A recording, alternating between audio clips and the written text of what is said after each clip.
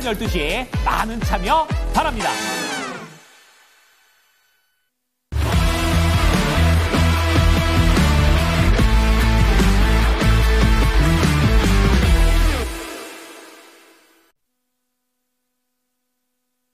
네, 이슈 딥다이브 함께하겠습니다. 위즈웨이브의 이권희 대표 나와주셨고요. 퍼스트프라임 리서치의 손여로 팀장 두 분과 함께하겠습니다. 안녕하세요. 네, 안녕하십니까. 네, 오늘도 두 가지 주제 압축해서 보겠습니다. 첫 번째 먼저 함께 확인해 보시죠. 트럼프 이제는 파월 때리기에 나서나 이제는 아니고 계속해서 때리기에 나서고 있습니다. 연준 의장에 대해서 실패자라고 지금 맹비난을 하고 있는 상태고요. 결과론적으로는 이게 또 하락의 빌미를 제공하게 되면서 주식시장의 레벨 그리고 M7 주식들의 몸값을 또 낮춰놨습니다. 달러가 보니까 달러 가치가 3년 만에 최저가 나와가지고요. 글로벌 자금을 미국에서 탈출하고 있다는 감이 확실하게 느껴지고 있는 상황입니다. 그러다 보니까 경제 분야에서 지지율이요. 지금 역대 재임 대통령 중에 처음으로 마이너스를 기록하는 상황까지 번지고 있는데요. 대표님, 지금 미국장의 버블이 꺼지고 있는 정도로 봐야 됩니까? 아니면 과매도권으로 인식을 하고 계세요? 일단 추가적인 하락은 더 불가피할 걸로 보이고요. 지금 일단 지금 분위기가 어떻게 된 거냐면 채권도 팔고 주식도 팔고 팔아서 달러도 팔아서 본원 통화로 바꿔서 나가는 거죠. 네네. 그러니까 유로화로 바꿔서 나가든 엔화로 바꿔서 나가든 아니면 이제 원화로 바꿔서 나가든.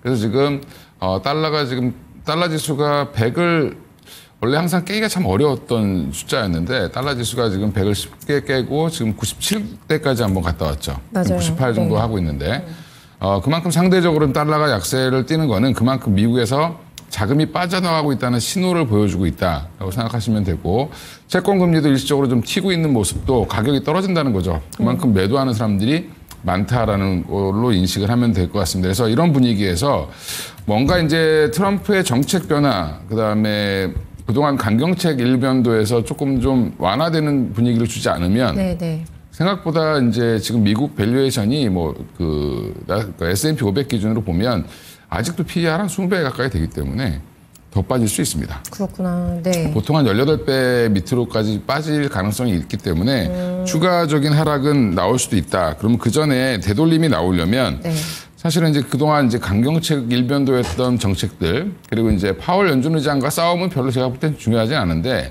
사실은 이제 파월 연준 의장은 예전에도 1기 때도 한번 싸웠었습니다. 그죠? 맞아요. 2라운드예요, 지금. 네, 지금 두 번째 지금 또 싸우고 있는데. 전쟁입니다. 이번에 이제 파월 의장을 만약에 이제 해임시키려면 임기가 좀 남으셨는데, 국회를 통과해야 되는 여러 가지 절차를 거쳐야 되는데, 그게 사실 잘 안 될 거예요. 동의를 얻기 위한 명분이 약한 거죠. 그렇죠. 예. 그러면 파월이 생각보다 잘 못했다, 투 레이터, 미스터 레이터? 이렇게 얘기했잖아요. 결국에는 이제 너 왜 이렇게 금리를 빨리 안 내리냐? 지금 경기가 더 좋아져야 되는데 항상 금리를 바이든 때 내리고 내가 되니까 안 내려? 이런 아주 유치한 얘기를 좀 하고 있는데 사실은 이제 파월 의장 입장에서 지금 내릴 수가 없죠. 누가 봐도 제가 파월 의장이라도 못 내릴 것 같습니다. 예, 왜냐하면 물가는 더 올라갈 것 같고 그다음에 경기는 더 나빠질 것 같은데 물가를 생각하고 고용은 근데 좀 생각보다 괜찮거든요. 그러면 그런 걸 보면 굳이 고용이 깨지지 않았는데 내가 금리를 내릴 이유도 없다. 물가가 또 높은데 내릴 이유도 없는 거죠. 그런 이제 여러 가지 지금 입장은 그렇다고 보면 되고요. 어제 이제 이 사건이 무슨 또 빌미를 줬냐면 결국에 이제 미국의 연준과 이제 트럼프 행정부가 싸운다라는 거는 미국 자체에 대한 신뢰가 좀 깨지는 거죠. 지금 이거 불화가 계속 이어지면 어떡하지? 분열이요? 예, 그럼 이러면 사실은 정책의 드라이브가 좀 약해질 가능성이 높고 그다음에 지금 그러면서 지금 그동안 고평가되어 있다는 M7 관련된 종목들이 많이 빠졌죠. 네네. 그럼 생각해 보시면 엔비디아가 물론 좋은 회사였지만 그리고 이제 마이크로소프트도 굉장히 좋은 회사지만 시가총액이 웬만한 독일의 GDP보다도 1년 GDP보다도 큽니다. 그럼 거품이 맞죠. 예, 그런 부분들이 이제 조금씩 이제 정리되고 있는 중이다라고 보시면 되고. 물론 이제 되돌림은 언제든지 나올 수 있겠지만 지금은 좀 추세가 미국을 좀 빠져나와서 다른 쪽으로 이제 자금이 좀 이동하는 오늘도 우리 시장이 플러스를 내고 있는 게 신기하다라고 얘기하시는 분이 있는데 우리 시장은 더 빠질 데가 없어서 못 빠지고 있는 거다. 그러면 이제 거꾸로 오히려 미국에서 나와서 다른 국가로의 이제 확산 이런 것들이 조금 이루어질 가능성이 높다 올해는 이렇게 보고 있습니다. 네. 알겠습니다. 미국장의 하락을 더 열어놔야 될 것 같습니다. 미스터 투레이트 그리고 루저라는 이제 표현을 썼어요. 파월 의장한테. 근데 파월 의장의 기존 입장은 명확합니다. 지금 인플레 있을 것이고 성장은 둔화가 될 것이기 때문에 타이밍이 안 되는데 무슨 금리를 내리냐라는 게 이제 파월 의장의 입장이기 때문에 지금 대표님께서 말씀해 주신 대로요, 팀장님. 제 2라운드가 본격적으로 시작이 될 것 같거든요. 그런데 지금 상황이 당장 파월 의장의 어떤 입장의 대부분의 투자자들과 주식 참여자들도 동의를 할 것 같아가지고요. 이 둘의 분열이 주식시장을 더 끌어내릴 하락의 빌미가 될 거라고 보십니까?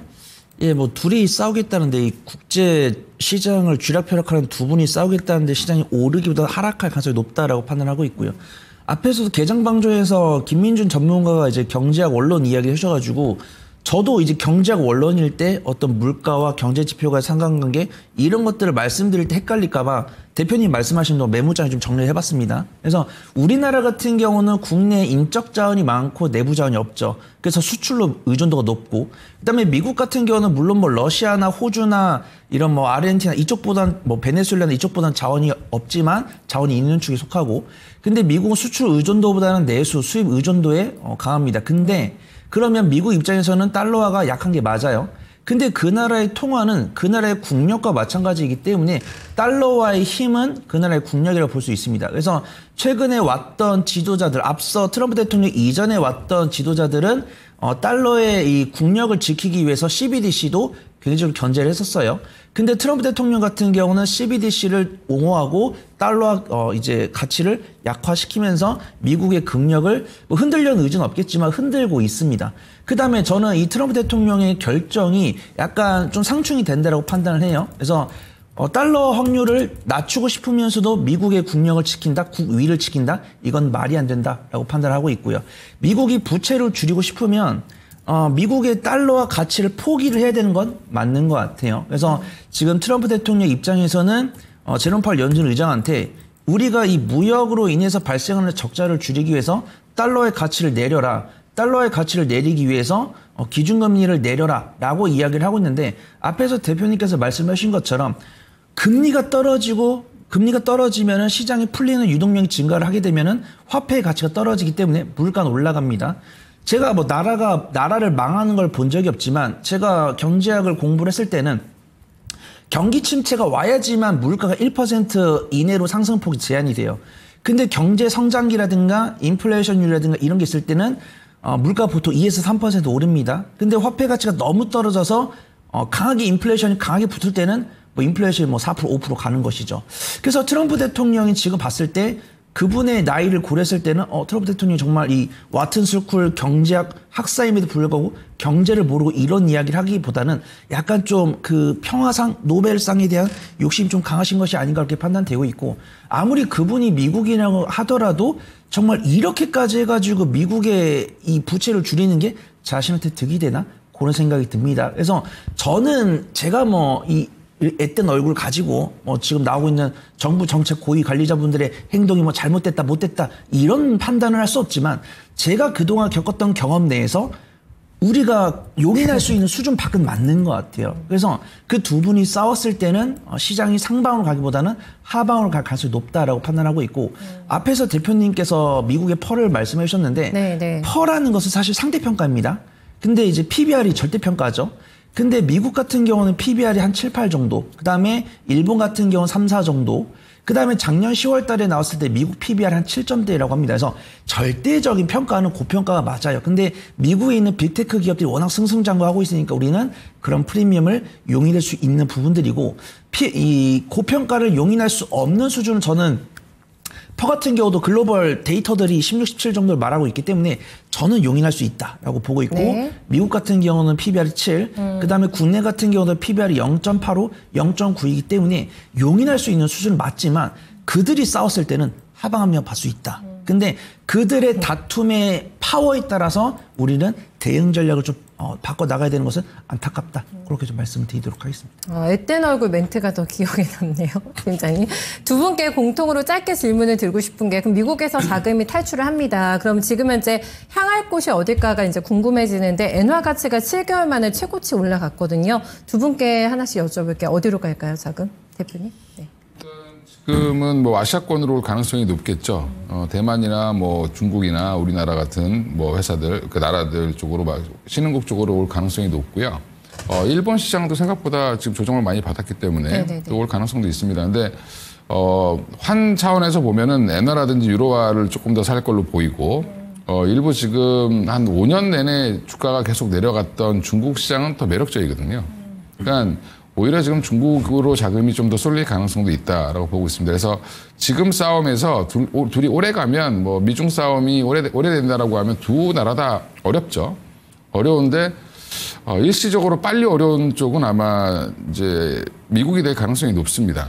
그러면 오히려 그러면 그게 중국은 지금 여러 나라들과의 관계를 회복할 수 있는 좋은 기회가 된다라고 보면 지금 이 상태가 제가 그래서 이제 딴 데서도 뭐 여러 번 말씀드렸지만 이번 달 안에 뭔가 해결책이 나온다, 뭐 둘이 만난다는 신호가 나오지 않으면 미국 시장은 조금 더 하락할 가능성이 있다라고 보고 있고 아마 조만간에 근데 뭐 발표가 나오지 않을까? 네, 그래서 아마 극단에 치달으면 트럼프가 항상 이런 식으로 극단으로 가다가 결국에는 언제 그랬냐는 듯이 돌변하는 스타일이거든요. 지난주인가 3주 안에 대화하겠다고 했었나? 그렇죠. 그렇죠. 그러니까 중국도 가이드라인을 얘기했고 나랑 얘기하려면 이런 걸 조건을 가져와라라고 얘기했고 그러면 미국은 3, 4주 안에 내가 대화를 하겠다라고 얘기를 했으니까 결국에는 뭐 5월 초나 5월 중으로는 뭔가 이제 이루어질 가능성이 높지 않겠나 이렇게 생각하고 있습니다. 네. 팀장님은 어디로 갈 것 같으세요? 미국 탈출 자금이요? 저는 일단 결론적으로는 일본으로 갈 것 같습니다. 일본이요? 왜냐하면 이제 중국이나 일본 중에서 누가 더 화폐 기준금리 인상 기조가 강하냐 그러면 일본이 강하거든요. 그러면 일본이 강하면은 내가 이 엔화로 바꿔가지고 일본에 투자한 다음에 나중에 환전할 때 엔화 가치가 세면은 이익을 볼 수 있죠. 환차익을. 근데 변수는 중국이 미국한테 좀 자유롭다는 부분들. 그다음에 경제 성장 데이터를 봤을 때는 중국에서 그나마 좀 경기 부양에 대한 결과가 나오고 있다는 부분들. 그다음에 또 일본에서 변수는 일본에서 분명히 저번 주 금요일 날 미국이랑 통하면서 관세 협상에 대한 좋은 결과 있었다라고 이야기를 했는데 오늘 아침에 미국이 무슨 소리냐라는 이야기가 나왔더라고요. 그래서 제가 만약에 단기적인 관점으로 본다고 했을 때는 일본이 우호적이다. 그다음에 혹시라도 조금 모아가는 관점으로 본다고 했을 때는 중국이 좀 나아 보인다. 뭐 좀 평가하도록 하겠습니다. 네, 알겠습니다. 그러면 두 분의 종목픽을 빨리 봐야 되겠는데요. 확인하겠습니다. 네, 이원희 대표의 종목입니다. 리가켄바이오 선택하셨고요. 저희 팀장님께서는 ST팜 같은 계열에서 종목 골라내셨네요. 네, 리가켄바이오 포인트 뭐 보셨어요? 지금 이렇게 관세 뭐 문제가 여러 가지로 발생되고 하면 뭐 엔터니 뭐니 이제 피해 다니려고 하시잖아요. 근데 가장 피하기 쉬운 데가 지금 제약바이오 쪽에 바이오텍 회사들입니다. 뭐 그러니까 제가 최근에 뭐 토마토 출연을 좀 자주 하게 되면서 계속 바이오만 얘기 갖고 나오는데 오늘 아침에도 리가켄바이오를 말씀드렸는데 근데 결국에는 리가켄바이오가 유일하게 좀 올해 마이너스입니다. 수익률이. 네, 그래서 한 번 정도 이번 하케들 발표가 나오기 시작하면 이쪽이 ADC 관련돼서 링커로는 전 세계 1위 기업이기 때문에 대주주가 또 오리온이죠. 그래서 자금 여력도 충분하고 R&D도 지금 굉장히 열심히 하고 있기 때문에 선두 기업의 위치를 놓치지 않고 있다는 부분 아마 다시 부각될 가능성이 높고요. 조만간에 기술 수출이 ABL 바이오보다 더 큰 건이 나올 가능성도 있습니다. 아니면 작은 건들을 많이 할 수 있는 또 기업입니다. 이 회사가 링커라는 기술 자체가 여기저기 이제 많이 팔릴 수 있는 기술이니까 상황을 좀 보셔서 지금 만약에 못 사면 여기서 올라가면 좀 부담스러워집니다. 예, 그래서 지금 자리에서 한번 매수를 하셔서 12만 원, 뭐 13만 원 이렇게 돌파하는 것들을 좀 즐기시는 것도 나쁘지 않을 거다라고 말씀드리겠습니다. 네, 다음은 ST팜 들어볼까요, 팀장님? 네. 우선은 저도 이제 제약바이오를 긍정적으로 보고 있는데 이 제약바이오를 강하게 말씀드리기에는 매크로 변수가 안 좋습니다. 그래서 이 제약바이오를 투자하기 위해서는 매크로 변수, 뭐 기준금리 인하라든가 시장 유동성이 풀려야 되는데 기준금리 인하 가능성이 점점 줄어들고 있기 때문에 제약바이오한테는 투자하기가 어려운데 확실하게 그거를 우리나라 기업들이 갖고 있는 기술력이 좀 이겨내고 있는 것 같아요. 이제 대표님께서 말씀하셨지만 우리나라 ADC 기업들이라든가 뭐 펩트론이나 알티오젠이 어떤 관세 무풍지대에서 기술력을 보여주면서 국내 제약바이오 종목들이 좀 선방을 하는 것 같습니다. 그래서 ADC 관련 종목들은 이제 좀 단기 수익 관점으로 접근 가능하다라고 판단되고 있고 저는 매매를 잘 못하시는 분들, 단기적인 변동성을 선호하지 않으신 분들께 좀 권해드리려고 ST팜을 갖고 왔고요. 일단 CDMO, mRNA 올리고핵산 관련 치료제 이제 원재료를 만들고 있는 기업인데 저는 사실 삼성바이오로스랑 셀트리온을 제외했을 때는 3등은 ST팜이 아닌가 그렇게 판단되고 있고 4등은 바이넥스라고 판단됩니다. 그래서 바이넥스랑 ST팜을 고민을 많이 했는데 일단 ST팜이 기술적 위치나 수급이 괜찮더라고요. 근데 바이넥스가 오늘 좀 치고 올라오는 모습입니다. 근데 바이넥스 같은 경우 오늘 처음 외국인 수매수 들어왔기 때문에 ST팜이 상대적으로 안전해 보인다 그렇게 판단합니다. 그래서 ST팜 같은 경우도 증권사 리포트가 나왔더라고요. GMP 데이터 설비는 이미 갖고 있는데 이 GMP 데이터를 모니터링하는 그 기술력을 구축한다라고 나와 있었고 삼성증권에서 고객사가 이제 올리고액산에 대한 수주를 증가했기 때문에 올해 수익성 개선이 전망이 된다라고 평가를 하고 있습니다. ST팜 같은 경우는 6거래일 전에 21선 돌파하고 안착하는 모습인데 지금 수급동에 봤을 때 5거래일 연속 외국인의 수입 매수가 들어왔기 때문에 현 위치가 저점일 가능성이 높다라고 판단돼서 전 제약바이오에서 ST팜 소개해드리도록 하겠습니다. 네, 짧게 목표가 잡아주세요. 네, 손절가는 한 72,000원 정도 잡아보시면 좋을 것 같고요. 1차 목표가는 제가 한 82,000원 정도 설정을 해보도록 하겠습니다. 네, 알겠습니다. 저희 바로 두 번째 이슈로 넘어가 볼게요. 두 번째 주제입니다. 정책 얘기 계속 돌아가면서 하게 되는데요. 네, 이재명 전 대표가 미세먼지 없는 하늘을 국민께 돌려드리겠다라고 약속을 하겠다라고 SNS에 글 남겼습니다. 기후변화 대응지수가요, 우리나라가 63위밖에 안 된다고 하네요. 그러니까 산유국을 제외하면 꼴찌다라고 얘기를 하면서 이번에 이런 언급이 나온 건데 저번에 이제 대선에 나왔을 때도 제로 플라스틱 사회를 만들겠다라는 공약을 낸 바가 있었습니다. 그러니까 환경 쪽에 신경을 많이 쓰는 것 같긴 해요. 그러면서 정책 발표가 나오면서 오늘 뭐 에어레인이 양시장에서 가장 거래대금 많은 종목으로 올라오고 있는 이런 특이 동향까지도 함께 확인되고 있습니다. 이번에는 온실가스 줄이기인데 이쪽도 시세 분출 계속해서 나올까요, 대표님? 연속성 있을까요? 네, 일단 뭐 지금 기조가 뭐 원전이 됐든 뭐 지금 풍력이 됐든 뭐 탈원 이런 온실가스 배출을 감소하겠다고 하는 것도 같은 선상에 있는 거다라고 보시면 될 것 같고요.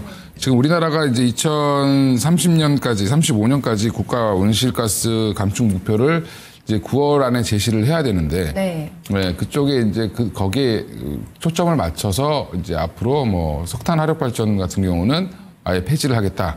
원래 이제 우리나라 계획상 2050년까지만 운영하기로 되어 있는데 이거를 2040년까지 좀 땡겨서 10년 땡겨서 좀 미리 없애면 그럼 그 없앤 거를 또 대체할 수 있는 전력원이 필요하겠죠. 그렇죠. 그 원전도 더 줘야 되고 원전. SMR, 그러니까 이재명 대표는 아마 SMR을 얘기하고 있는 것 같으니까 SMR을 아마 짓게 될 가능성이 높고요. 물론 이제 이게 전력 계획은 뭐 10년마다 한 번씩 수립을 하는 거기 때문에 또 이제 중간에 수정도 가능하고 이런 것들이 이제 진행되니까 원전도 더 추가로 지어야 되고 또 하나가 이제 뭐 태양광도 더 늘리겠죠. 그다음에 풍력도 지금 신안 쪽에 이미 계획되어 있는 게 있습니다. 그러니까 신안 앞바다 쪽에 이제 해상 풍력 계획되어 있는 게 있기 때문에 풍력 관련된 설치도 좀 더 증가할 가능성이 있다라고 보면 지금 전반적으로 지금 이 친환경 정책은 좀 이어질 가능성이 높다라고 보고 있고요. 이게 뭐 이 민주당이 집권을 해서 뭐 그렇다라기보다는 전체적으로 지금 전 세계가 지금 가고 있는 분위기에 우리가 발맞춰서 가는 거죠. 물론 이제 트럼프는 약간 좀 반대로 가고 있긴 하지만, 네. 예, 그래서 지금 이 부분은 아마 정책적으로 계속 이어질 가능성이 높고요. 근데 오늘 올라오는 종목들 보면 좀 지나치게 너무 뭐 좀 지엽적으로 좀 올라오는 것도 좀 있는 것 같습니다. 뭐 그 외에 또 이제 바이오 플라스틱 얘기도 좀 많이 하셨기 때문에, 네. 예, 그런 관련된 지금 오늘 뭐 테마를 한 3-4개 만드신 것 같아요. 예, 그래서 지금 이게 그 무슨 말을 하냐에 따라서 지금 정책 관련주들이 빨리 이제 돌아가는 형태. 그러면 이럴 때일수록 오히려 앞으로 중장기적으로 진짜 투자를 하면 좋아질 회사가 어딘가를 찾는 게 더 중요하다. 쫓아다니시다 보면, 예, 여기 갔는데 그 다음날 다른 정책 나오면 이건 빠지고 골로 가버리고 갑자기 또 출산 관련주 올라가고 이게 안에서 막 돌죠. 자금이 또 한정적이다 보니까. 예, 그래서 이제 이런 부분들은 너무 쫓아다니시다 보면 좀 힘들 수 있으니까 좀 길목 잡기 하시고 오히려 이러 나오면 좀 지켜보시다가 조정 나올 때 오히려 사시는 게 맞다라고 말씀드리겠습니다. 네, 포인트는 길목 잡기였고요. 뭐 원전 그러면은 뭐 태양광, 풍력, 전기차까지. 전기차로 이제 미세먼지 줄이겠다고 해야 되니까 가야 되는데 안 갑니다. 자금이 그냥 딱 정책 쪽으로만, 테마주 쪽으로만 쏠리고 있는 상황인데 이번에 나온 공약 발표 어떻게 보셨어요, 팀장님은요? 네, 저는 매매 관점으로 봐야 되지 않을까 그렇게 판단됩니다. 어떤 정책에 대한 변동성이나 그 이야기들이 이어지지 않을 거라는 건 저는 알고 있고 우리가 탄소 배출권이나 탄소 포집이라는 단어가 지금 처음 나온 게 아닌데 2020년, 2021년 전기차 나왔을 때 뭐 탄소 포집이나 이런 이야기들 많이 나왔었죠. 근데 그때 2020년과 2021년에 발생한 이후로 지금 3, 4년의 시간이 흐르면서 실적이 나왔느냐 그 부분이 중요합니다. 많은 분들께서는 우리가 신재생 에너지라는 게 눈 감았다 뜨면은 실행이 안 되는 거기 때문에 꾸준히 추진을 해야 된다. 이런 말씀에 대해서는 저는 동의를 해요. 근데 저 같은 경우는 어떤 정치평론가라든가 이런 것이 아니고 경제 전문가랑 투자 전문가이기 때문에 내가 그런 이야기를 듣고 투자를 진행했을 때 실적이 반영되는 시기랑 매매 보유 기간을 비례할 수 있다. 그래서 저는 봤을 때 이 정책이 실적이 반영되면은 오래 가져갈 수 있어요. 근데 이런 정책을 진행을 했고 이 정책 결과 어떤 성과가 저는 오래 기다리는 거 한 1년에서 2년 정도 기다릴 수 있거든요. 근데 3년 정도 기다린 결과 어떤 성과가 없을 때는 매매 관점으로 보는 게 맞다라고 판단하고 있고 우리가 보통 온실가스 배출권이라고 검색을 해보면 종목이 뭐 10개에서 15개 정도 나오고 제가 그 종목들을 팔로우업을 했는데 빠른 종목은 뭐 2021년, 2022년에도 분류가 된 종목이 있고, 네. 그다음에 2024년 중반에 이제 탄소 배출권으로 다시 포함이 된 종목들이 있더라고요. 근데 그 종목들이 2021년에 한 이야기랑 2024년 중반에 한 이야기가 비슷하더라고요. 그래서 뭐 탄소 포집에 대한 뭐 설비를 확충하겠다, 어떤 기술을 하겠다라고 이야기를 했고, 그 관련된 종목들을 1년 뒤에 다시 검색을 할 때 어떤 뭐 실적이 나왔고 성과가 있었고 이런 이야기가 있었다고 했을 때는 저는 드랍을 걸 수 있다라고 판단되고 있지만 안타깝게도 그런 종목들을 검색을 해봤을 때 1년이 지난 지금도 여전히 기술을 개발하고 있다. 이런 이야기를 하고 있기 때문에 매매 관점으로 보는 게 맞다라고 판단하고 있고요. 이미 제가 이렇게 말씀을 드리기 이전에도 시가총액이 1,000억 원이 안 되는 종목들이 이미 상한가 간 종목들도 있고 그렇기 때문에 저는 매매 관점으로 보는 게 맞다라고 판단하고 있고 네네. 그 중에서도 그나마 아직 좀 덜 올라온 종목이나 외국인이 좀 집중하는 종목이 있다고 했을 때는 그 종목을 공략을 해보는 게 안전할 것 같다. 그렇게 말씀드리도록 하겠습니다. 네, 궁금해지네요. 그런 종목을 과연 어떤 거를 두 분이 보셨을지 함께 확인하겠습니다. 네, 대표님께서는 섹터를 조금 여러 개를 얘기해 주셨는데 그 안에서 선택한 종목이 유니슨, 네, 오늘 신고가 장중에 냈고요. 가지고 오셨네요. 네, 팀장님께서 선택하신 종목은 에코프로 HN입니다. 유니슨이 언제 이렇게 많이 올라왔나 싶네요. 신고가 한번 터치를 해버리네요, 오늘. 네, 일단 연초에 작년 연말에도 좀 움직임이 있었는데 그때 이제 뭐 900원 뭐 이렇게 이제 시작을 했었는데 지금 이제 1,200원 정도니까 800원대에서 1,200원대까지 좀 올라와 있는 상황이고 최근에 좀 많이 올랐습니다. 이제 이게 뭐 이재명 대표 관련된 뭐 후보 관련돼서 나온 것에서 오늘 오르긴 하지만 사실은 그 전부터 올랐거든요. 오른 이유는 신안 앞바다에 지금 추진하고 있는 해상풍력 사업에 유니슨이 적극적으로 지금 참여를 하고 있고요. 네. 그래서 국내에서는 그래도 국내 해상풍력 관련된 거나 육상풍력 관련돼서는 가장 많은 프로젝트들을 하고 있는 회사고 또 관련돼서 이제 풍력 터빈 관련된 뭐 기술력으로는 국내에서는 유일하기 때문에 물론 이제 다른 회사도 있습니다. 뭐 두산 에너빌리티 같은 경우 터빈 하는데 풍력 쪽으로는 약간 특화되어 있는 건 유니슨이다 보니까 지금 우리가 제주도 가면 보시는 것들이 이런 것들이 다 유니슨이 만든 거거든요. 그러니까 이제 유니슨이 앞으로 이제 지금 정책 드라이브가 걸리면 아까도 말씀드린 것처럼 석탄 화력 발전을 줄이면 뭐 원전이 됐든 풍력이 됐든 늘려야 됩니다. 그런 부분들을 지금 원전 한 2기 정도 해당되는 부분들을 아마 신안 앞바다에다 지금 지으려고 하고 준비하고 있고 이제 스타트를 하기 때문에 본격적으로 유니슨이 지금 적자 상태인데 흑자로 돌아선다는 얘기가 나오면 아마 주가는 좀 더 갈 가능성이 높다. 그래서 지금은 오늘 좀 많이 오르긴 했는데 오늘 따라붙기 보다는 오늘은 종가까지 보시고 그다음에 내일 정도에 한번 눌릴 때 또 들어가시는 게 좋지 않겠나. 이 이슈가 금방 끝나진 않을 겁니다. 그래서 얼마 봐야 돼요? 목표가요? 지금은 아마 이제 한 1,250원 밑으로 빠지면 좀 사보시는 게 좋을 것 같고요. 한 1,600원대까지는 도전해 보셔도 괜찮을 것 같습니다. 네. 에코프로 HN 1분만 저희 들어봐야 될 것 같아요. 팀장님 시간이 많이 없어요. 네, 우선 뭐 친환경 솔루션 사업뿐만 아니라 2차 전지 사업까지 진행하고 있기 때문에 그 두 가지 낙수효과를 모두 얻을 거다라고 보고 있고 에코프로 그룹주이기 때문에 그 낙수효과를 얻을 거다라고 보고 있습니다. 그다음에 에코프로 그룹주 중에서 유일하게 좀 흑자를 기록을 하고 있고 퍼가 18.65밖에 안 됩니다. 그다음에 물론 저도 뭐 에코바이오나 뭐 그린케미칼, 에코아 이런 종목들 중에 저도 에코아이는 굉장히 좀 유심히 보고 있거든요. 근데 에코아이 같은 경우 탄소 배출권 사업을 이제 유통 사업을 영위하고 있고 그다음에 에코프로 HN 같은 경우 탄소 배출권 관련 유통사업을 진행을 하겠다라고 이야기했는데 맹점이 이거더라고요. 그 뉴스가 2024년 10월에 나온 뉴스인데 그 뒤로 지금 7달 정도가 지났는데 업데이트가 안 되고 있어요. 그래서 저는 매매 관점을 보는 게 맞다라고 평가하고 있고, 저는 모든 게 그겁니다. 기술적 위치 괜찮고 외국인 가격에 저점을 사고 있고, 만약 이런 탄소 배출권 뉴스가 아니더라도 전기차 판매 증지된 낙수 효과를 얻을 수 있는 종목이 무엇이 있을까라고 판단했을 때는 에코프로 HN이 그 안에 있을 것 같다 평가돼서 좀 소개해 드리도록 하겠습니다. 네, 전략도 함께 잡아주세요. 네, 손절가는 제가 한 23,500원 정도 잡아보고요. 1차 목표가는 3만 원 정도 짧게 잡아보도록 하겠습니다. 네, 두 종목 저희 잘 지켜볼게요. 두 분 오늘 말씀 잘 들었습니다. 네, 정책주 관련돼서 계속 얘기를 하게 됩니다. 어제는 이재명 전 대표가 5,000포인트 시대 열겠다고 얘기했잖아요. 네, 어제 뭐 리서치 센터장들과의 만남에서 이런 얘기 했는데 오늘 또 다른 또 새로운 테마를 형성시키면서 표심 잡게 열일을 하고 있습니다. 반면에 국민의힘은 오늘 1차 경선 후보 컷오프 있더라고요. 그러니까 4강이 확정이 되는데 조금 몰려있는 경향이 있죠. 지금 여권의 어떤 정책 공약 쪽으로 몰려있는 분위기 속에서 이 분위기를 계속해서 따라가자라는 부분을 강조해주고 있습니다. 구체적인 방법이 궁금하실 것 같거든요. 저희 거인의 시선에서 김형일 전문가 만나보시죠.